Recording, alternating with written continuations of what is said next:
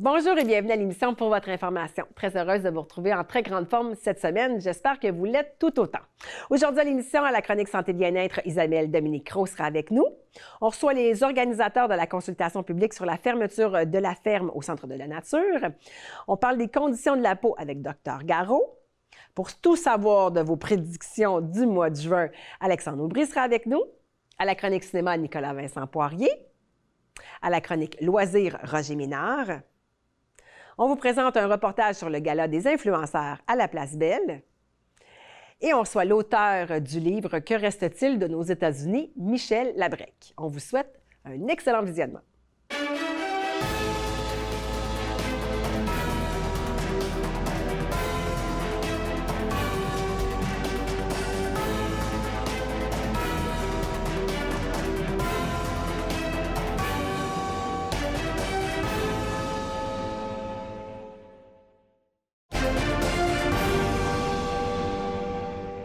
Depuis l'arrivée de Trump, il y a 1 an et demi à la tête des États-Unis, ça a beaucoup changé. Mon prochain invité est auteur et il a écrit un livre « Que reste-t-il des États-Unis » Alors, on va en parler davantage. Michel Labrec. Bonjour, M. Labrec. Bonjour, Martine. C'est un grand plaisir d'être avec vous. Ben oui, je suis très contente de vous recevoir parce que, justement, vous avez écrit un livre « Que reste-t-il des États-Unis » et vous avez quand même une grande carrière de reporter radio depuis 40 ans, mais vous avez un amour particulier aussi pour les États-Unis. Oui, ce livre qui s'appelle « Que reste-t-il de nos États-Unis » De nos États-Unis, oui. Ce que j'ai essayé de faire, contrairement à d'autres auteurs, parce qu'il s'écrit beaucoup sur les États-Unis, y compris beaucoup de Québécois, de journalistes, de politologues, moi, ce que j'ai essayé de donner, c'est une perspective chronologique. Alors moi, Martine, je suis né un 4 juillet 1956. Ce qui trahit mon âge et qui veut dire que le 4 juillet prochain, j'aurai 70 ans au moment où les États-Unis en auront 250. Et j'ai essayé de partir de ça, en fait. Moi, dans mon enfance, on allait souvent en vacances aux États-Unis avec ma famille. On explorait, contrairement à d'autres familles québécoises, on explorait toujours des nouveaux lieux. Okay. On allait toujours plus au loin, plus au sud et tout ça. Et ce pays-là, je l'admirais. Je trouvais que tout était plus gros, tout était plus beau. Tout était plus intéressant. Mais c'est le rêve de la liberté aux États-Unis aussi. Oui, puis il faut dire qu'on est au début des années 60, ça a changé beaucoup par la suite. Mais donc, j'ai essayé de partir de ça, cette admiration un peu béate, un peu niaiseuse, on pourrait dire comme ça, des États-Unis, jusqu'à la réélection de Donald Trump pour un 2e mandat. Qui m'a poussé dans mes derniers retranchements. En fait, ça m'a mis à l'incompréhensibilité. Ouais, j'ai commencé par être incompréhensif. Après ça, pour tout vous dire, j'étais en maudit. J'étais furieux. Et ça m'a amené à écrire un témoignage pour Le Devoir qui s'appelait « Mes États-Unis du rêve au cauchemar ». Là, quelqu'un de gentil, une politologue, m'a dit « Pourquoi tu ne fais pas un livre avec ça? » Alors, l'idée du livre, c'est de partir de mes souvenirs d'enfance, mais après, c'est vrai que, bien que, il faut le dire, je suis un imposteur, j'ai jamais été correspondant aux États-Unis, j'ai jamais vécu aux États-Unis, mais je les ai parcourus de toutes les façons. Puis même dans mon enfance, par exemple, il y a un chapitre que j'aime beaucoup, qui raconte, moi j'assistais à mon premier match de baseball en 1967 avec mon père. Mais quand on arrive au stade, enfin, on regarde le match, puis après le match, c'est l'émeute raciale de Détroit. Ah, quand même. Puis le stade était en plein milieu du quartier noir. Alors, je ne sais pas même comment on a réussi à s'en sortir, mais ça a été un choc aussi, le choc racial après l'idéalisation. Ouais. Puis après ça, ben Martine, on s'en va après jeune adulte, je vais en Californie, là, je suis un tripeux de contre-culture américaine. Je commence à haïr les États-Unis que j'idéalisais, mais j'aime beaucoup la nouvelle culture, la musique, le cinéma audacieux qui sort de ça. Et puis jusqu'au moment où j'arrive, journaliste, j'entre à Radio-Canada en 1982, et je suis basé où? À Windsor, Ontario, juste à côté de Détroit. Bon. Et là, je retourne aux États-Unis. Et puis après, je suis allé de multiples fois. Et voilà, donc ça raconte un peu... L'idée, c'est de donner une perspective temporelle, c'est-à-dire comment ma perception des États-Unis a changé. Et là, évidemment, on est dans un monde complètement nouveau avec ce qui se passe avec Donald Trump. Justement, vous qui avez un amour particulier, une relation particulière avec les États-Unis, je suis curieuse de vous entendre. Vous pensez quoi, justement, de Trump qui est là en ce moment? On voit bien la tournure que ça... On dirait que nos États-Unis sont plus les mêmes. Absolument. Et le futur, des fois, on a comme des préoccupations. Moi, je trouve ça extrêmement préoccupant, Martine. J'interviewe d'ailleurs des gens dans le livre qui sont plus optimistes que moi, qui pensent que là, Trump est allé trop loin, puis ça va mal se passer. Puis avec les élections de mi-mandat qui s'en viennent en novembre prochain, Trump va être restreint. Moi, je ne suis pas sûr de rien. Je pense qu'il va peut-être trouver une façon de reporter ou de fausser les élections. D'ailleurs, il essaie d'obtenir le plus grand nombre de circonscriptions. Il demande à tous les États de faire ce qu'on appelle du gerrymandering, le charcutage électoral, les comtés en forme de salamandre. Moi, en fait, ma grande incompréhension, c'est comment les Américains ont pu revoter pour Donald Trump. La première fois, on se dit c'est un accident de parcours. Mais que là, ça se reproduise une deuxième fois. Ça se reproduit. Il y avait une volonté de rêve imaginable.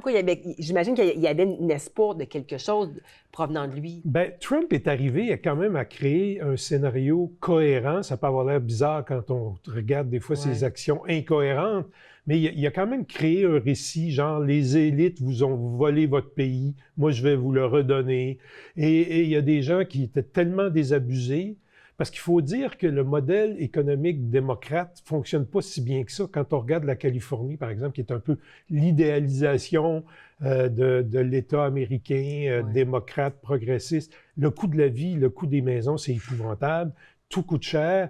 Donc, les démocrates n'ont pas forcément de modèle à proposer, ce qui fait en sorte que les gens se tournent un peu vers n'importe qui.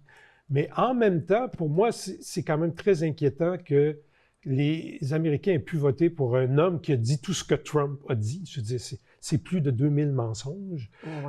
Aujourd'hui, on parle d'un niveau de corruption. Moi, j'ai écrit dans mon livre, j'étais à 1,5-2 milliards pour sa famille. C'est rendu 4 ou 5 milliards. Mon Dieu. Comment les Américains peuvent-ils accepter ça? Pour moi, ça m'amène à me re-questionner sur mes États-Unis un peu idéalisés. Mais... Puis il y a quand même un impact mondial de voir que les États-Unis changent comme ça. Ah ben oui, ça change complètement la donne. Je veux dire, il y a d'autres meilleurs que moi là-dessus qui ont écrit d'autres livres, comme Charles-Philippe David, le politologue, qui parle de la fin d'un monde géopolitique. Moi, ce qui m'interroge, et il y a beaucoup là, dans le livre aussi de portraits d'Américains, tu sais, des minorités latines, des Américains qui ont été pauvres, victimes de racisme, mais qui s'en sont sortis, d'autres qui sont devenus très, très, très rancuniers. En même temps, je suis allé plusieurs fois dans la Silicon Valley. C'est un peu comme l'or absolu, mais en même temps, dans la Silicon Valley, on se retrouve dans une ville extrêmement riche de Palo Alto, près de San Francisco. Magnifique maison, des bons restos, des bons verres à vin. Puis juste à côté, il y a East Palo Alto, mais une ville d'une pauvreté effarante. Et en fait, c'est tout ça. Et si je peux me permettre, dans mon livre, ça s'appelle « Les 7 péchés capitaux des États-Unis ». En fait, j'ai identifié 7, on aurait pu aussi dire « excès américain ». L'argent. Les Américains sont à l'argent. Et l'argent corrompt beaucoup les Américains. Malheureusement, c'est tout le temps qu'on a. Je vous aurais regardé encore longtemps parce que je pense qu'il y a beaucoup à dire sur les États-Unis, mais on va inviter les gens à se procurer votre livre. Donc, que reste-t-il de nos États-Unis? Mentionnons-le. Merci beaucoup, monsieur. Aux éditions La Presse. Merci beaucoup, monsieur Labrec. Merci à vous, Martine.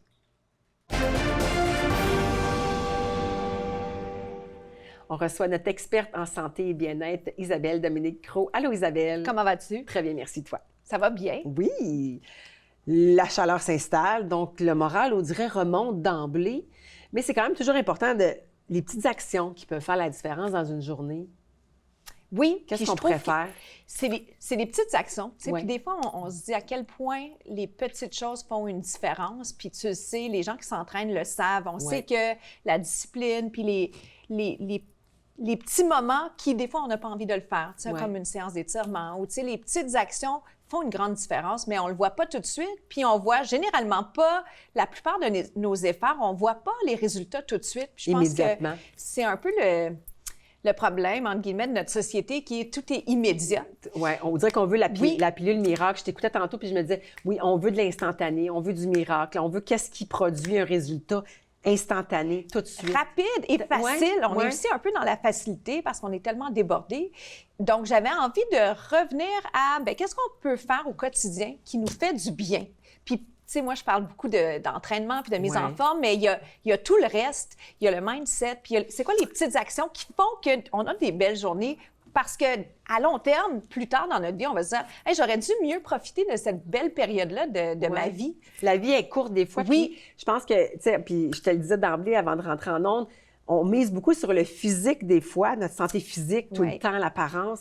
Mais des fois, je me questionnais à dire, est-ce qu'on oublie notre santé mentale? Des fois, de dire, est-ce que si je m'attardais plus à ma santé mentale, le physique suivrait d'emblée? Oui. Au lieu de faire l'inverse. Si je vais bien mentalement, je vais peut-être plus facilement prendre soin de moi physiquement. Physiquement. Oui, c'est ça. C'est comme une continuité de choses. Mais des fois, on n'a peut-être pas conscience que notre bien-être dans la tête n'est peut-être pas aussi présent qu'on aimerait. Je pense qu'on ne soupçonne pas. Tu sais, des fois, on est comme à quel point on n'est pas bien dans notre tête. Ouais. Physiquement, on le voit, je pense, rapidement. Surtout quand on bouge, on est comme... Quand on a pris 5 livres dans le linge, on le voit. Ça nous fait on capoter. est comme coincé. Oui. Mais au niveau de la tête, parce que le bien-être mental est comme très important. Moi, je trouve qu'il est même fondamental au détriment de la santé physique. Oui, puis on en parle plus, ce qui est bien, mais je pense qu'on a de la misère à concevoir, mais qu'est-ce que ça veut dire une santé mentale qui va bien? Qu'est-ce que ça veut dire? Est-ce que je vais bien, je vais pas bien? Il faut se poser ces questions-là, observer. Moi, ce qu'on appelle le journaling, c'est prendre le temps d'écrire. Moi, je le fais souvent tôt le matin. J'essaie de le faire sans prendre le temps de regarder le téléphone, parce qu'une fois qu'on est dans le téléphone, dans la routine du matin, c'est fini. Ouais. Qu'est-ce que ça t'apporte, le journaling? C'est les moments de gratitude. Ouais. J'essaie de mettre l'accent là-dessus plutôt que ce qui va moins bien. Puis aussi, pour moi, je m'aperçois que les choses avancent, même si dans l'immédiat, on n'a pas l'impression de voir les progrès. Puis pour moi, ça, c'est super important. Ouais. Ça joue sur ma confiance. Des fois, je suis comme, hey, j'avance pas. Tu sais, alors que oui, on avance. Puis des fois, tu retournes deux semaines avant, tu es comme, hey, c'est vrai, je m'étais fixé ça, j'avance. C'est pas parfait. Il y a des jours où je l'échappe, mais il y a une progression. Oui, puis ça fait beaucoup de bien. Fais-tu ça, un peu d'écriture, ou t'as pas Oui, j'en fais beaucoup. J'aime ça. Mais il y a certaines périodes que quand je suis très débordée, c'est ça qui prend le bord, la première chose. Puis là, je t'écoute puis je me dis, est-ce que je devrais peut-être pas faire sauter autre chose que faire sauter ça? Parce que c'est des moments pour soi. Il faut dire qu'on dit, ah non, ben j'ai pas le temps, là. Mais l'impact que ça a quand on le retire de notre vie peut faire une grande différence. C'est pas si long. Tu sais, des fois, on se dit, ça va prendre des heures. Ça prend pas tant de temps. Puis des fois, tu peux l'écrire, tu sais, plus court, plus succinct. Et il y a quelque chose de magique là-dedans. Puis des fois aussi, c'est les petits moments dans le quotidien. Je sors dehors 2 secondes, puis je suis comme pressée, puis presque comme en train de courir. Puis là, je parle à un voisin ou, tu sais... tu croises quelqu'un, puis tu prends le temps. Oui, je prends quelques instants et ça fait... J'ai parlé, par exemple, à ma voisine à côté de moi que je vois presque jamais, une dame un peu plus âgée, puis on a jasé, puis ça lui a fait énormément de bien. Puis par le fait même, ça m'a fait du bien. Puis j'étais comme, hey, on devrait prendre le... Puis l'hiver, on le prend moins, on voit moins nos voisins. On sort moins. Penser à quelqu'un, puis disons, lui envoyer un petit message, soit vocal, soit écrit, quelqu'un que j'ai pas vu pour un certain temps. Puis c'est des petites actions qui m'enlèvent rien dans mon quotidien, qui font un grand bonheur. On peut le faire avec nos enfants aussi. Et moi, ce que je fais souvent, c'est la planification. Je me planifie un moment, minimalement, 1 fois par semaine, moi avec moi-même, que ce soit un bain, un spa, juste une marche dans le bois, de me retrouver moi-même. Puis quand c'est cédulé, vous dire qu'on se donne la permission de le faire, on se sent comme... On ne se sent pas coupable de le faire. Alors qu'il faut le faire. Tu sais, c'est important de le faire. Je pense que tout le monde, on vit beaucoup de culpabilité. C'est comme, dépêche-toi, sois productif, sois efficace, mais prendre du temps pour soi, c'est gagnant sur toute la ligne parce qu'après, on peut mieux prendre soin des gens autour. On est moins grognon. Sur la route, on est moins désagréable. Fait que, tu sais, il faut comme changer un petit peu cette vision-là de prendre le temps pour, des fois, dormir un peu plus. Puis c'est comme... Oui, de se le permettre. Non, mais on peut se le permettre, puis de ne pas se sentir coupable par rapport à ça. Je pense que quand notre corps nous parle, de l'écouter, je pense qu'on ne se trompe jamais. Oui, on ne se trompe jamais. Puis prendre le temps de s'entraîner, même quand on est fatigué, surtout quand on n'a pas envie. Au lieu de faire 1 heure, peut-être faire 30 minutes. Oui, faire 30 minutes, faire 15 minutes, puis c'est facile à dire. Puis nous, on est quand même des exemples de personnes qui bougent beaucoup. Mais entre toi et moi, récemment, qu'est-ce qu'on s'est dit? On a-tu le temps de bouger assez ces jours-ci? Non. Ben non. Puis on connaît la valeur de ça. On sait comment, tu sais, on a la discipline. En même temps, ben c'est pas grave. Acceptons-le, puis on se regarde. Quand ça donnera, on le fera. Isabelle, c'est toujours un plaisir de te recevoir. Merci beaucoup. Donc, on invite les gens à faire une prise de conscience, puis à être bienveillant avec soi. Oui, tellement. Merci. Mes prochains invités viennent nous parler des résultats de la consultation publique suite à la fermeture de la ferme au Centre de la nature. Alors, je reçois Isabelle Piché, qui est conseillère municipale, Julie Vizina, qui est stratège dans le domaine de la santé, ainsi qu'un commissaire, M. Denis Fievet. Bonjour à vous trois. Bonjour. Bonjour. Alors, je vais commencer avec vous, Mme Piché. Dites-moi le résumé de la consultation publique. Qu'est-ce que ça a donné? Oui, bien en fait, là, pour résumer un peu le contexte, là, le maire, en décembre l'année passée, là, il a annoncé la fermeture de la fermette du Centre de la nature. Donc, M. Denis Fievet a annoncé, a parti plutôt une pétition qui a accumulé là, 21 000 signatures là, environ. Il y a eu une mobilisation directement là, devant la fermette là, à moins 30 degrés Celsius, là, plus d'une centaine de personnes qui sont venues. J'ai demandé au conseil municipal là, de faire une consultation publique. Donc, le maire et son équipe ont refusé la consultation publique. Et donc, je suis allée par moi-même consulter les citoyens. Là. Il y a 21 000 personnes qui voulaient être écoutées. Donc, j'ai parti ma consultation citoyenne. Oui. Il y a Julie là, Vizina là, qui a bien voulu être notre commissaire avec nous. Donc, ça nous fait là, vraiment plaisir d'avoir son expertise, ainsi que M. Henfield, un agronome et bachelier en ingénierie, pour nous aider avec les résultats et les commentaires et solutions que les citoyens nous apportaient. Donc, justement, qu'est-ce que les experts disent de ce rapport-là, de ce portrait-là? Bien, dans le fond, selon le maire, la ferme était désuète. Selon l'expert, il ne voit pas de désuétude. Okay. Même la MAPAC, là, les rapports avec la MAPAC, il n'y a rien là, qui contrevient au bien-être des animaux. Selon eux, tout est parfait. Les soins, la bâtisse, il n'y a rien là, qui nous dit que c'est désuet ou quoi que ce soit. Là. Donc, on ne sait pas pourquoi. Selon vous, c'est pas justifiable? Non, c'est ça. C'est pas justifiable la fermeture basée sur ces faits-là. Là. Vous, M. Fibet, vous êtes justement vous avez parti la pétition. Et quels ont été justement les résultats là, en lien avec votre pétition par rapport à la consultation? Bien, ça s'alignait vers les mêmes choses à peu près qu'on s'attendait. On a su que c'est 95% du monde qui visite le centre de la nature qui vont à la ferme. Le monde vont là, ça va pas là sans aller voir les animaux. Alors, c'est quand même un gros morceau qu'on a perdu présentement avec la fermeture. Puis, suite à ça, il a décidé de faire venir ponctuellement des animaux. Puis ça, on va les voir peut-être cet été. Il a fermé, il était supposé fermer en juin. Finalement, il a fermé en mars. Fait qu'on ne sait pas un peu comme vers où on s'en va encore avec. Puis au niveau de la consultation, qu'est-ce que vous en retirez de ça? Oui, bien là, 95% des répondants visitent la ferme quand ils se rendent au centre de la nature. Ça veut dire que presque tout le monde qui va à la ferme. 54% du monde qui visite plusieurs fois par année. Ça veut dire qu'ils ne vont pas juste là une fois ou de temps en temps. Il y en a qui vont même plusieurs fois. 64% des gens jugent l'accessibilité permanente essentielle. Ils ne veulent pas des animaux là une fois de temps en temps. Tout. On ne veut pas planifier sur notre agenda quand y aller. On aime ça que la ferme soit présente. 54% des gens veulent voir des animaux. Fait que, ça prouve des chiffres quand même assez importants. La consultation publique donne comme quoi que les gens les veulent en permanence, les animaux là, au niveau de l'activité quotidienne, l'activité ponctuelle qu'on doit planifier juste le samedi, puis le on ne sait pas.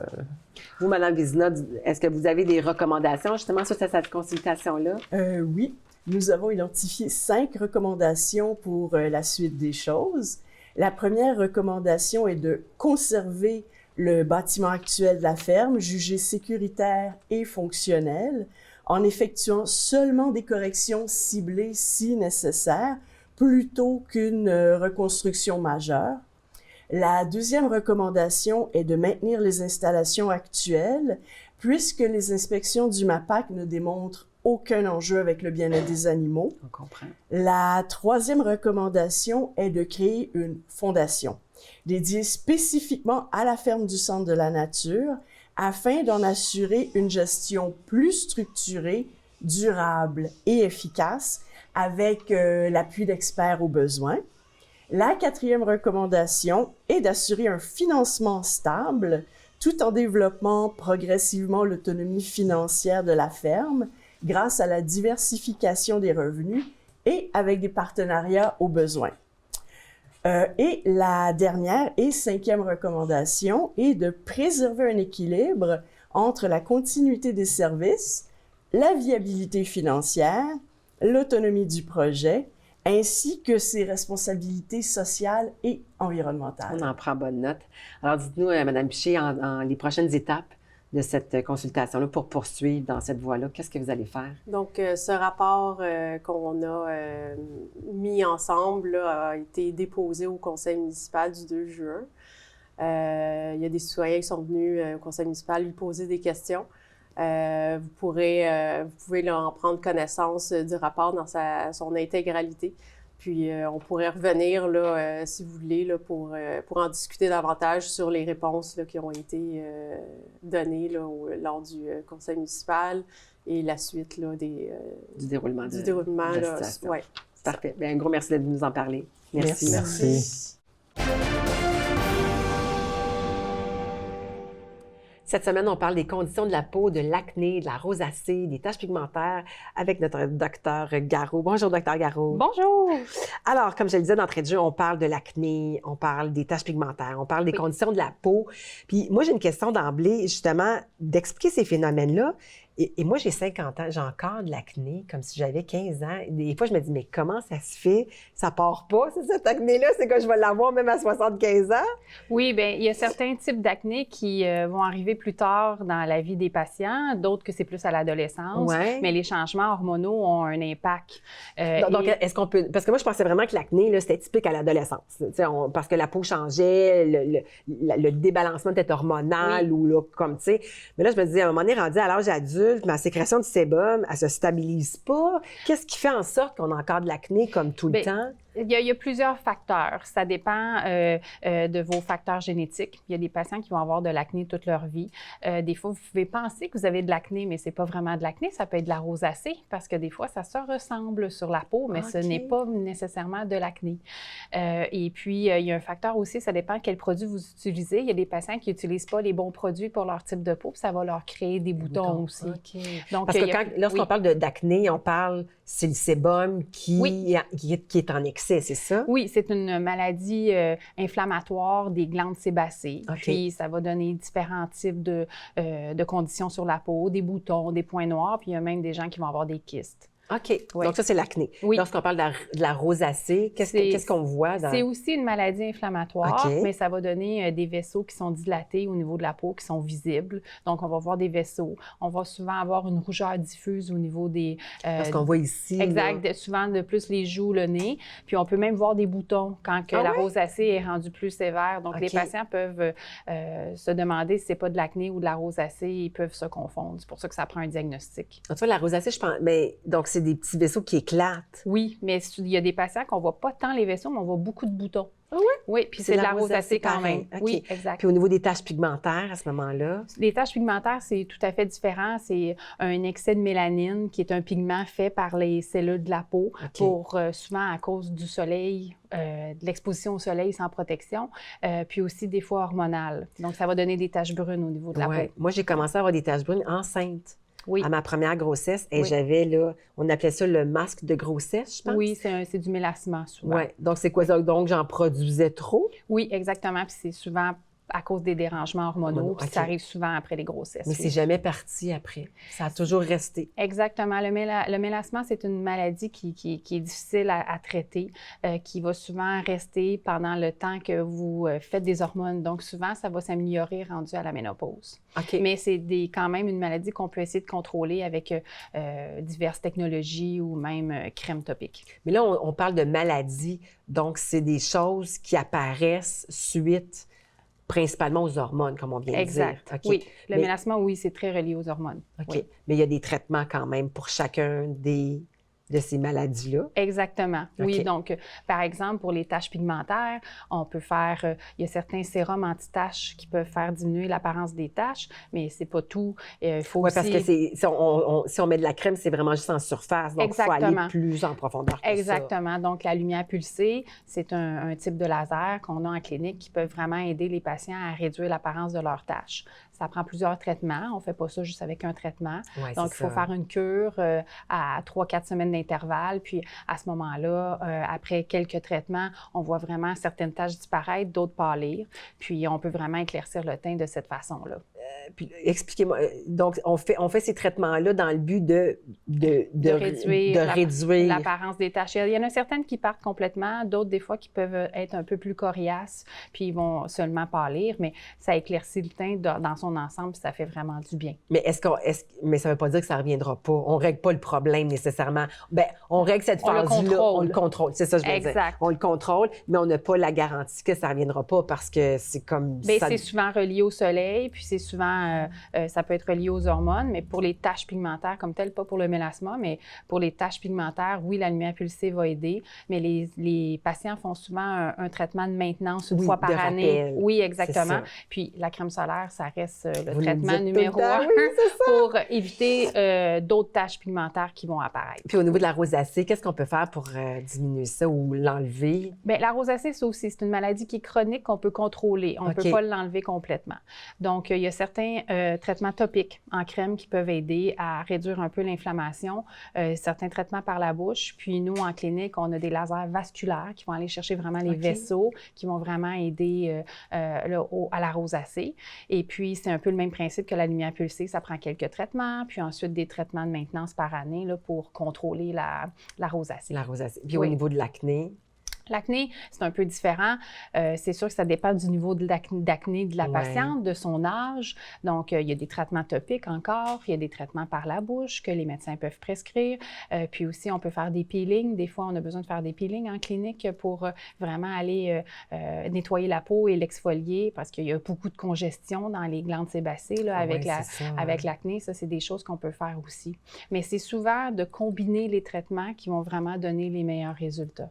Et encore une fois, on le dit, d'aller vous rencontrer pour justement, vous êtes là, vous êtes l'experte pour vraiment Oui. faire la consultation de la peau. Exactement. Donc, c'est sûr que quand on n'est pas sûr sur le diagnostic, donc c'est important de voir un médecin pour vraiment savoir à quoi qu'on a affaire pour pouvoir mieux le traiter et puis aussi avoir des meilleurs résultats. Puis, je l'ai déjà dit aussi dans une autre entrevue, de revérifier notre routine beauté Ouais. parce que des fois, ça peut être problématique puis ça peut créer plus de boutons, plus de rosacée ou, tu sais, des fois, il y a des choses qui ne fonctionnent pas. Donc, c'est important de venir nous voir pour qu'on puisse prendre ça en charge aussi. Oui, parce que des fois, il y a des petits changements dans nos vies, mais là, on n'ajuste pas nécessairement tout en fonction. On y Exact. pense peut-être pas, mais en allant vous consulter, vous allez faire le tour de tout et Oui. nous rappeler, nous ramener à l'ordre sur Exact. les bonnes pratiques. Docteur Garot, malheureusement, c'est déjà tout le temps qu'on a. Un gros merci Parfait. d'être venu nous voir. Puis là, encore une fois, il fait beau. Mettez votre crème solaire. Très important. Oui. Merci. Fait plaisir. Alors, on vient d'entrer dans le mois de juin et qui dit début du mois dit qu'est-ce qui va se passer pour avoir toutes nos prédictions qu'on aime. Alexandre Aubry. Allô, Martine. Salut, salut. Ça va? Ça va très bien. Oui. Alors, mois de juin, il commence à faire beau, l'été. Puis là, moi, j'avais le souvenir là, que tu me disais qu'en juin, il me semble qu'il se passait là, du brassage dans les planètes. Phénomène extraordinaire. Jupiter va enfin sortir du signe du Enfin! cancer. Ça fait 1 an qu'il s'y trouve et a amené une dose un peu émotionnelle dans notre univers, dans notre monde. Maintenant, il passe du côté du Lion, très précisément le 30 juin prochain, mais il se fait déjà sentir là, que c'est du passé, ce débordement émotionnel qui nous a été proposé. On va maintenant aller du côté un peu plus de l'action. Là. Ouais. On va bouger, on va se démarquer, Alléluia. on va accomplir de grandes choses et c'est encore plus vrai pour les Les lions lions, que oui! nous sommes. Alors, on commence avec les béliers. Bien sûr. Alors, pour les béliers, justement, cette période est vraiment intéressante pour commencer à ne plus, comment je pourrais dire, s'embourber dans son univers intime, personnel, mais bien de ressortir davantage de chez soi. Alors, il reste peut-être quelques détails, je ne serais pas surpris. Bon, premièrement, ceux ceux qui déménagent là, ou qui vont se réinstaller, des rénovations. On complète tout ça durant le mois de juin et on a le cœur libre pour la suite des choses et ça ne peut qu'être extrêmement agréable au plan, premièrement, sentimental, qu'on soit en couple ou célibataire, on va avoir l'esprit libre pour faire de belles rencontres ou vivre un peu plus de romance. Alors, c'est fabuleux pour cet aspect et même au niveau personnel, là, on a définitivement un peu plus de place là, pour s'offrir quelque chose qui est plus intéressant. Pour le taureau. Taureau, c'est une période, j'ai envie de dire, où l'aspect un peu plus communicationnel des choses qu'on a à raconter, qu'on a à dire, qu'on a à exprimer avant que l'été s'en vienne, puis qu'on se consacre pleinement, corps et âme, à nos amitiés, familles, tu sais, tous ceux qui nous sont proches vont pouvoir vraiment se ressouder avec l'individu que l'on est en tant que taureau. Et écoute, Mars est coincé un peu dans le taureau pour 2 mois, là, alors ça peut amener le taureau à avoir un peu plus d'impatience, mais c'est pour ça que le mot communication est essentiel pour pouvoir traverser le mois de juin avec un peu plus d'harmonie. Tu sais. Donc, on se parle avant de sentir quelque chose de monter ou l'impatience là, nous guider. L'explosion, oui. Exact. Gémeaux. Gémeaux, écoute, c'est vraiment un signe qui, normalement, l'été est confortable puisque, bon, il y en a qui ne supportent pas la chaleur, mais ça n'a aucun rapport avec l'idée. Mais l'idée, c'est qu'on est plus social l'été. Hein? On va voir plus de gens,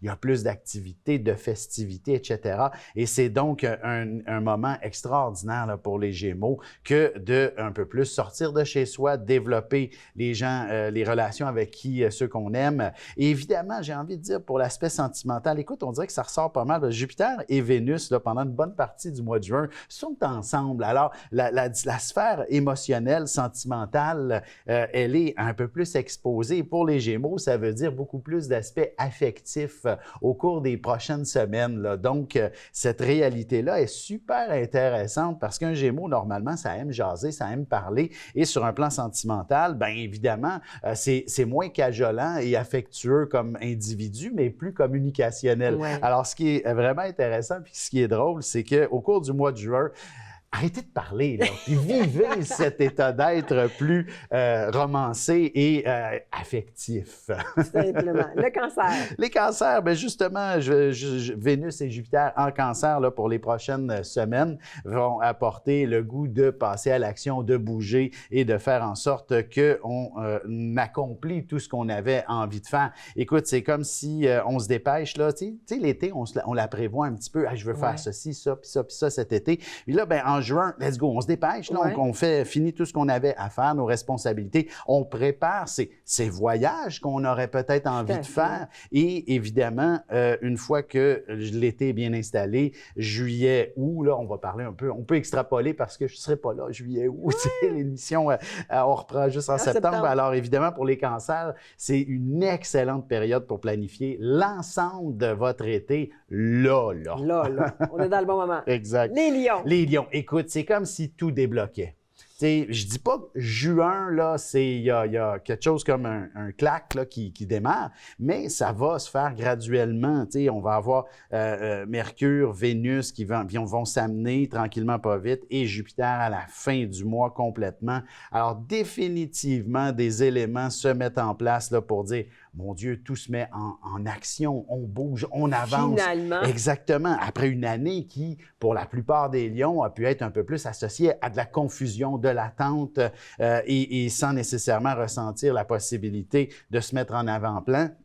Voici que tout ça commence à se mettre derrière soi et on ressent qu'il y a débouché. Alors, sur un plan professionnel, d'excellentes nouvelles sont certainement à se concrétiser pour les lions au cours des prochains mois. Même chose sentimentalement, tu sais, ceux qui sont seuls depuis longtemps, bien Vénus qui arrive en lion prochainement. Alors, il y a de belles chances que de belles rencontres sont au rendez-vous. Tu vois mon beau grand sourire qui apparaît.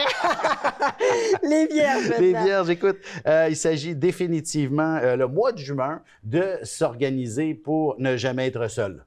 C'est simple comme ça. On s'entoure des gens qu'on aime, que ce soit des collègues de travail, des membres de la famille ou de vieux amis, ça n'a pas d'importance. On a besoin d'être ensemble, rassemblés et de connaître le plus possible d'activités sociales en quelque sorte. Et ça permet un peu plus de relativiser. Ce sont des grands travaillants, les vierges.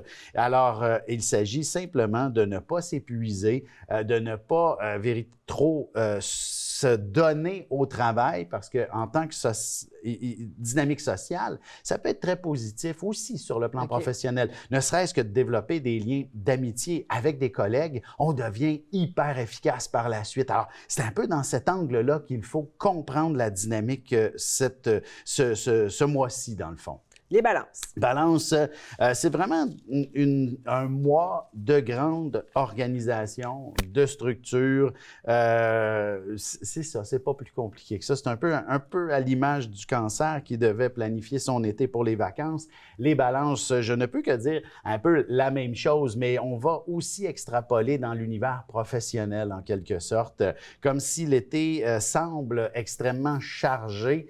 Déjà, et là, on se dit, est-ce que je vais pouvoir profiter de l'été? Et en tant que balance, il est important de vivre un parfait équilibre. Hein? Toutes les sphères de la vie se doivent de s'agencer parfaitement. On ne peut pas travailler plus que ce qu'on donne à l'amoureux. Tout doit être équilibré. Alors, c'est un excellent mois, le mois de juin, pour s'assurer qu'on s'enligne dans cette direction au cours de l'ensemble de l'été. Alors, on a les 3-4 prochaines semaines disponibles à faire en sorte que notre plan de match est clair, net et précis. Et parfait.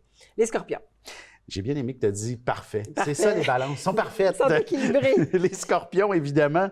Hey, ça, c'est spécial. C'est comme si tout est puissant côté passion, là. On vit pleinement sa passion. Et les scorpions ont tendance à être un peu méfiants dans la vie. Quand c'est trop beau, c'est parce qu'il y a anguille sous roche. Non! Pas ce mois-ci! Des douteux! Pas ce mois-ci! Pas ce mois-ci! Doutez pas ce mois-ci! Ça se peut que ça soit vrai, et c'est la raison pour laquelle ils sont méfiants. C'est possible. C'est le signe de toute façon qui est capable de faire face aux situations les plus difficiles. Alors, c'est normal que c'est à eux que surviennent les situations compliquées. Alors, voilà. Mais pas ce mois-ci. Profitez-en. On s'amuse, c'est tout. Autant sur le plan professionnel, sentimental, amical, bref, social. On s'amuse. On ne fait que rire. Après ça, vous irez travailler un peu plus sérieusement. Les Sagittaires. Les Sagittaires. Écoute, c'est un mois qui est là.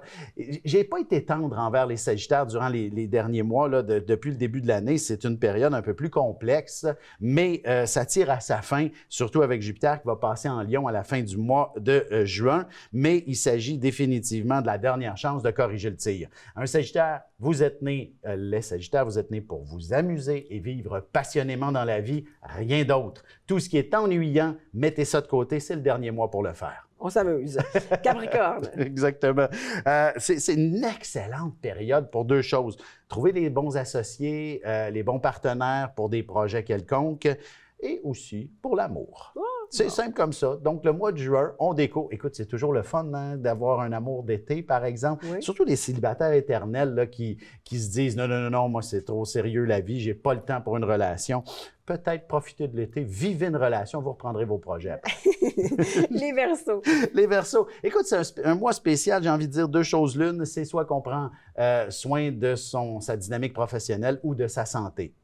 Alors, c'est un petit peu uniquement réglé et dans cette direction pour les Verseaux pour le mois de juin. Par la suite, on va aller plus dans des histoires un peu plus relationnelles, mais pour l'instant, le mois de juin, on est là pour s'assurer que le travail, tout est bien avancé, ou alors si on a une situation de santé qui n'est pas parfaite, profitez-en pour être au top et de vous remettre à l'entraînement, par exemple. Ça serait une bonne idée. Ben oui. Et on termine avec les Poissons. Exact. C'est un très beau mois. Écoute, pour les signes d'eau, Cancer, Scorpion, Poisson, on ne peut que dire que le mois de juin va être une période des plus passionnantes, inspirantes, intrigantes et va amener les Poissons, surtout les artistes, à recevoir des applaudissements ou alors, même si vous êtes une personne parmi tant d'autres, vous allez accomplir sûrement un exploit quelconque dans lequel vous allez recevoir une médaille, une récompense, du moins une tape dans le dos. Génial, on aime ça entendre ça. Yes. Toujours un plaisir de t'entendre, Alexandre. Merci beaucoup. Merci, Martine. On se souhaite un bon été. Merci, toi aussi. On se retrouve à l'automne. Ça marche. Merci. Le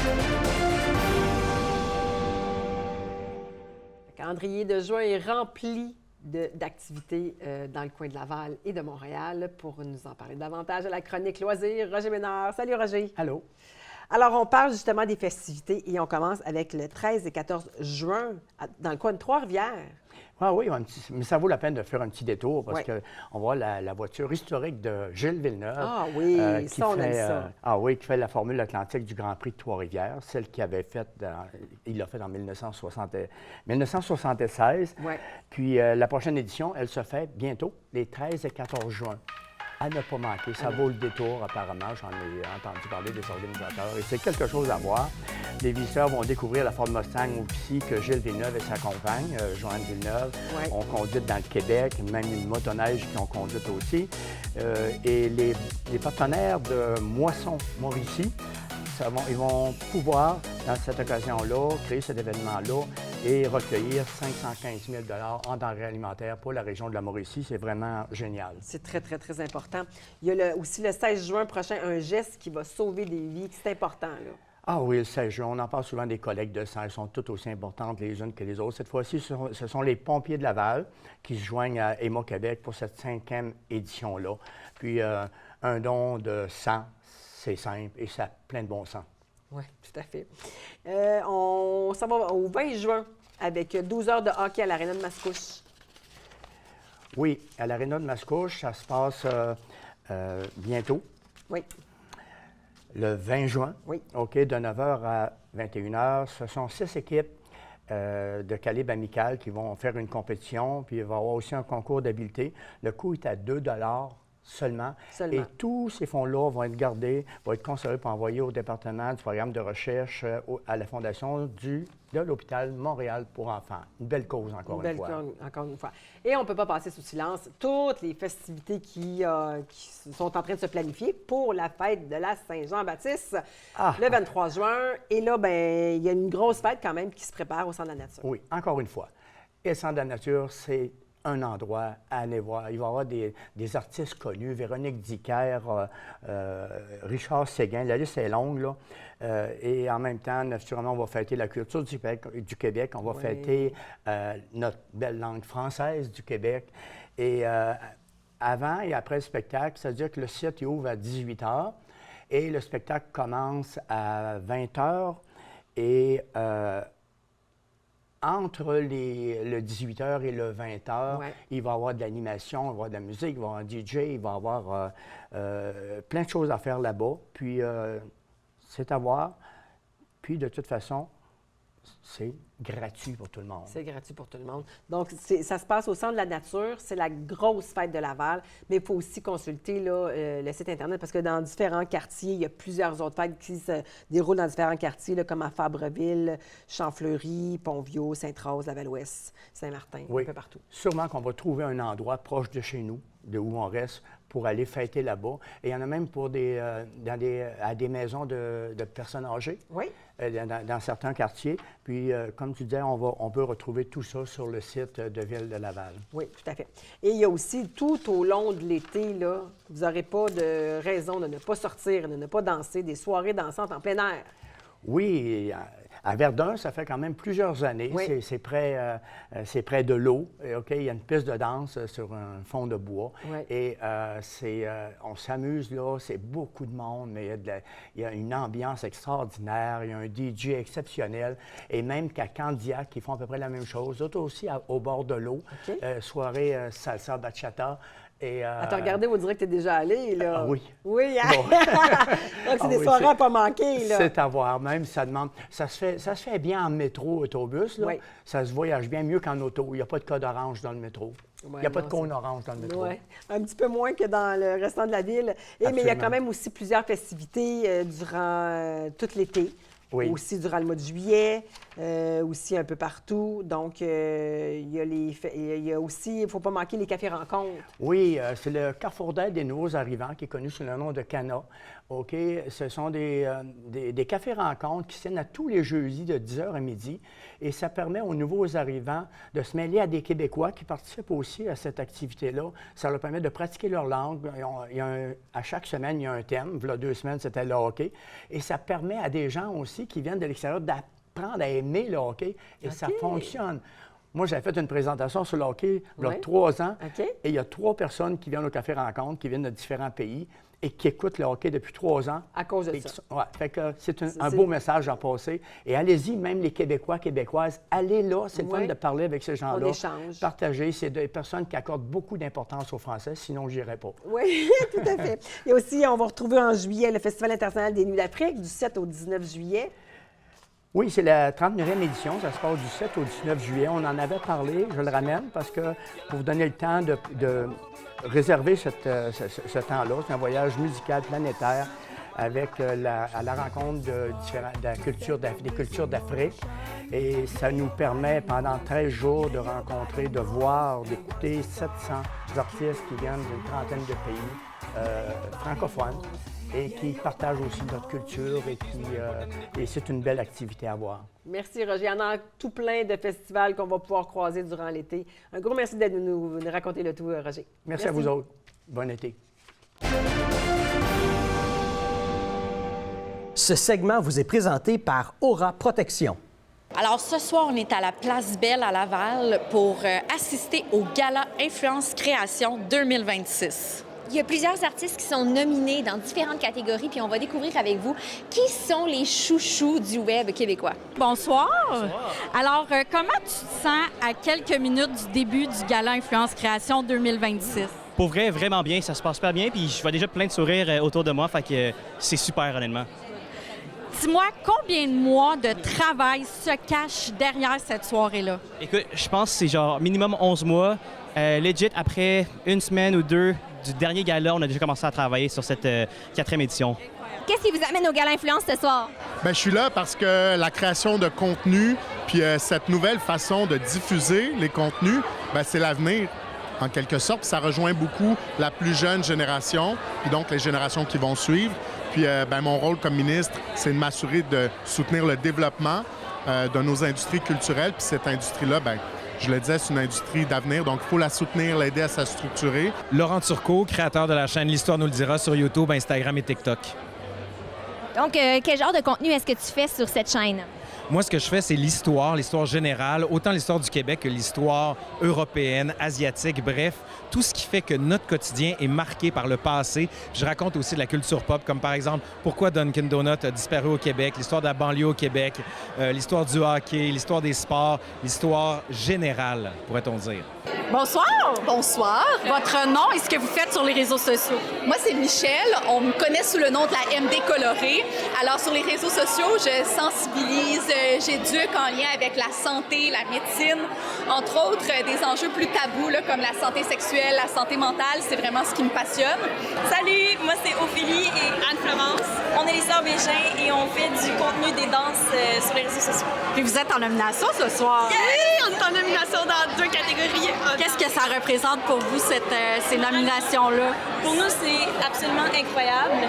Je pense surtout d'être nommée dans la catégorie expression artistique. Ça nous rejoint en tant qu'artiste, surtout en tant que danseuse. Puis rayonnement international anglophone. Pour nous, je veux dire, c'est fou, c'est tellement huge comme catégorie. Puis on est tellement reconnaissante juste d'être ici ce soir. Ça fait qu'on vient juste de terminer des petites entrevues sur le tapis rouge. On a rencontré plein de belles personnes. Qu'est-ce que tu en penses, Marilyn? C'était vraiment un moment incroyable. J'ai eu la chance de parler à des créateurs que j'admire, que je suis. Fait que j'ai bien hâte de découvrir la salle maintenant.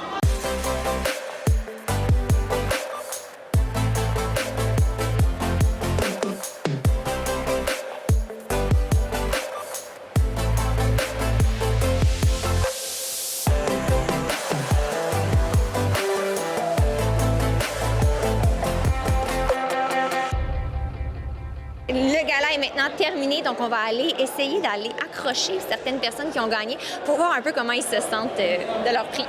Alors, je suis avec Adam Paradisio qui a gagné 2 prix ce soir, donc vidéo format long et rayonnement international francophone. Dis-moi, qu'est-ce que ça représente pour toi de gagner ces prix-là?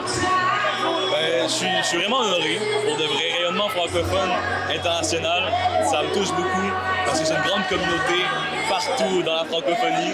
Donc, ça me fait vraiment plaisir de gagner ça. Puis une vidéo longue, c'était une vidéo que j'ai donné tout mon cœur pour la faire, un 37 minutes, un moyen métrage. Donc, ça fait plaisir. C'est des gros projets. On est très honorés. Donc, je suis avec Jonathan de Hydro-Québec qui a gagné un prix aujourd'hui. Comment tu te sens? Vraiment content, un peu surpris, mais on est content du travail qu'on fait, mais tu t'attends pas nécessairement. Il y a tellement de bons autres candidats aussi dans la catégorie. On a eu entreprise de l'année, mais vraiment une belle surprise, puis super, c'est une belle reconnaissance pour le travail qu'on fait toute l'année. Donc, je suis avec nutritionniste urbain qui a gagné dans la catégorie chef, foodie et nutrition. Dis-moi, qu'est-ce que ça représente pour toi de gagner ce prix-là ce soir? Écoute, c'est tellement une belle tape dans le dos parce que parler d'alimentation sur les médias sociaux, là, c'est une guerre constante parce qu'il y a tellement de gens qui s'improvisent comme étant des spécialistes et qui vont dire du coup n'importe quoi, mais surtout qui vont donner des conseils qui peuvent être dangereux, qui peuvent nous culpabiliser sur ce qu'on a le droit de manger, ce qu'on n'a pas le droit de manger.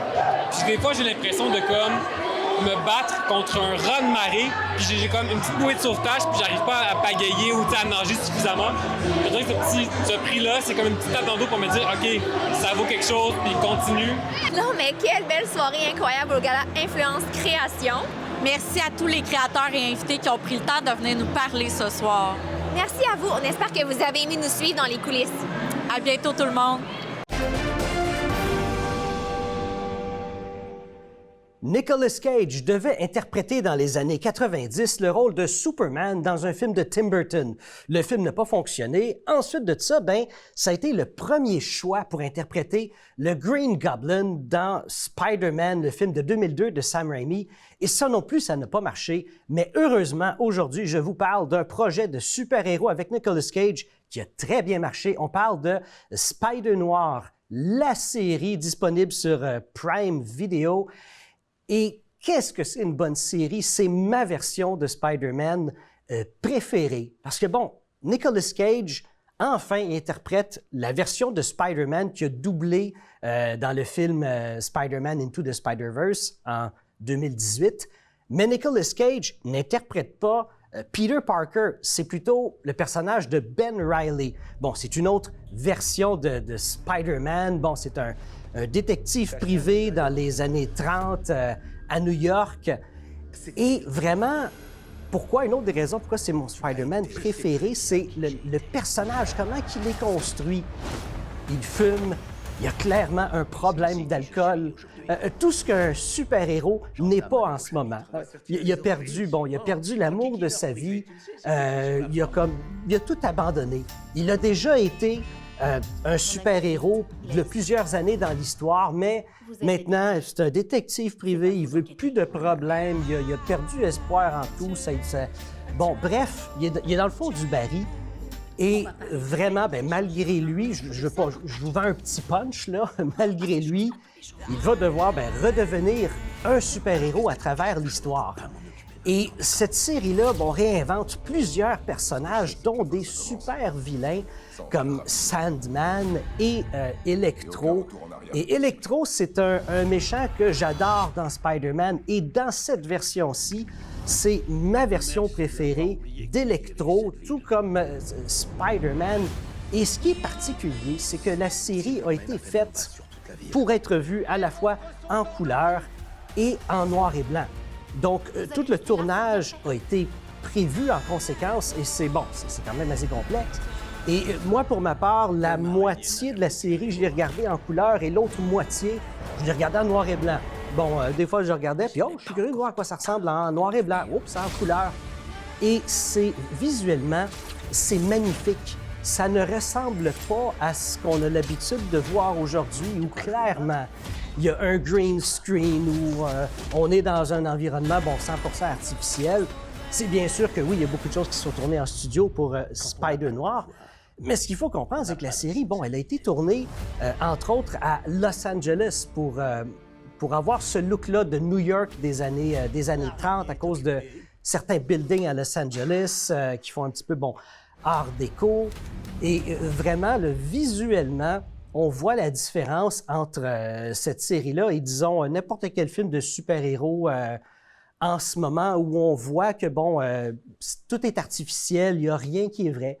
Il y a une richesse à l'image aussi, parce que ce qu'il ne faut pas oublier, c'est qu'en noir et blanc, les ombres deviennent, en quelque sorte, un personnage. Donc, tout doit être bien calculé au tournage. Je dis ça comme si c'était quelque chose, mon Dieu, de particulièrement difficile. Parce qu'avant, on avait l'habitude de faire ça. Avant, c'était ça, on tournait avec de la pellicule, avec des vrais décors. Maintenant, bon, plus besoin, c'est du numérique, ça enlève une richesse à la profondeur de l'image, le numérique. Et également, avec les green screen, voilà, on n'a plus besoin de se casser la tête avec des gros décors. Et vraiment, visuellement, on remarque une différence avec cette série-là. Et Nicolas Cage, c'est la première fois qu'il interprète un premier rôle à la télévision, parce qu'il s'est toujours dit, lui, dans sa carrière, il ne fera pas de télé jamais. Et finalement, bon, il a changé d'idée pour Spider-Noir. Et on va parler de petites secondes du budget. Il y a 8 épisodes d'environ 1 heure chaque, là, entre 48 et une cinquantaine de minutes.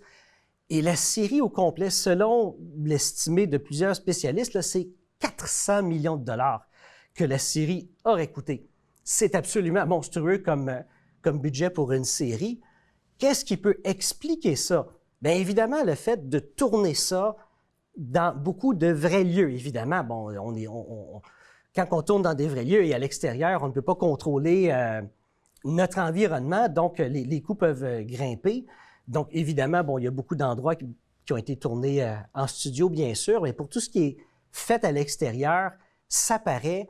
Et le souci de mettre ça à la fois en couleur et en noir et blanc, bien, il y a un coût aussi derrière ça.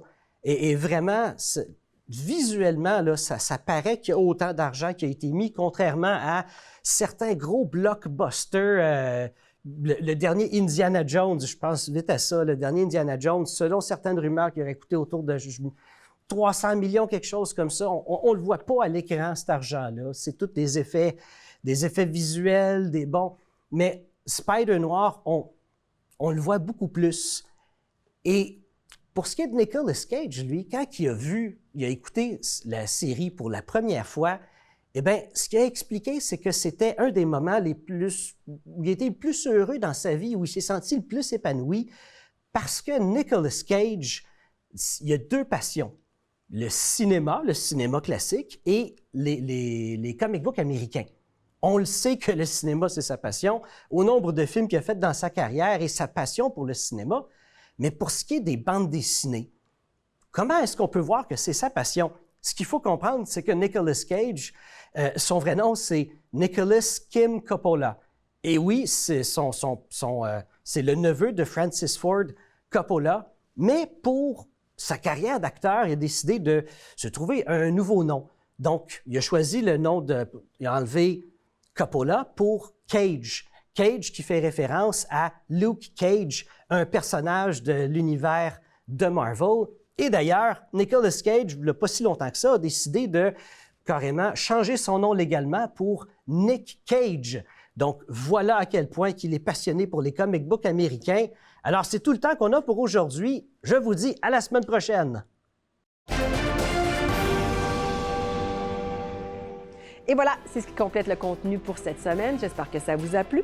On vous invite à aller sur notre site Internet pour tout le rattrapage de nos émissions à tvrl.ca. Un gros merci à toute notre équipe, nos caméramans Benoît, Daniel et Yannick, à la réalisation Alain, ainsi qu'à la coordination et à la recherche Sophie. Encore une fois, on vous dit un gros merci d'avoir été des nôtres. On vous souhaite de passer une excellente semaine et on se dit à très bientôt.